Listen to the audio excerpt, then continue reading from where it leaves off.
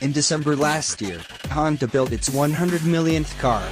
While the CR-V retained its title as the world's best-selling SUV, of the 4.7 meters models that rolled off the manufacturer's various production lines in 2016, a staggering 620,000 wore the Civic badge.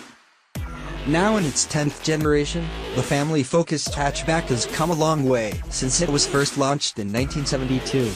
Each incarnation of the Civic has seen various region-specific variations come and go, without any real cohesion between what you buy here and what sells in showrooms across America or elsewhere.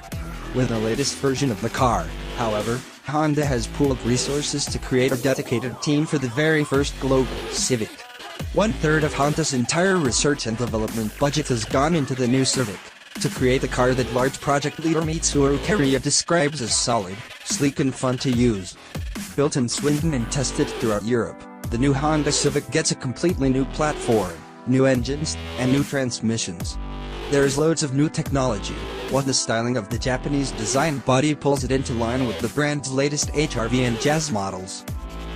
With no diesel engine available from launch, it's this 1.0-liter turbo petrol that Honda bosses reckon will count for the majority of sales in the UK. The 1.5-liter petrol is more powerful, but only 30% of buyers are expected to stump up the extra in monthly PCP payments and fuel costs. The 1.0-liter should appeal to both private buyers and company car drivers alike. SE versions emit 110 grams/kilometers of CO2, but upgrade to the bigger wheels of the senior tested here and those numbers jump to 117 grams/kilometers of Peugeot 308. Pure Dick 130 is more frugal, though, because it emits only 107 grams/kilometers in high-selling Allure trim. On the road, the new Civic is barely recognizable from its predecessor. New multi-link rear suspension means body control is good, while comfort on rougher roads makes the hatchback an impressive long-distance cruiser. The steering is consistently weighted, and though not brimming with feel, it is direct. The level of grip is decent, too. On our twisting route through the hills above Barcelona, the new Civic felt planted and controlled, unfazed by tighter bends and uneven surfaces. The short Garchit adds a pleasing degree of involvement, too, though a CVT also exists for those in need of an automatic. The engine is a gem.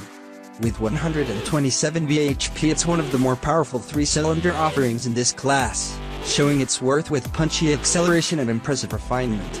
Our car suffered more in terms of wind and road noise, though, with noticeable roar from its 17-inch wheels.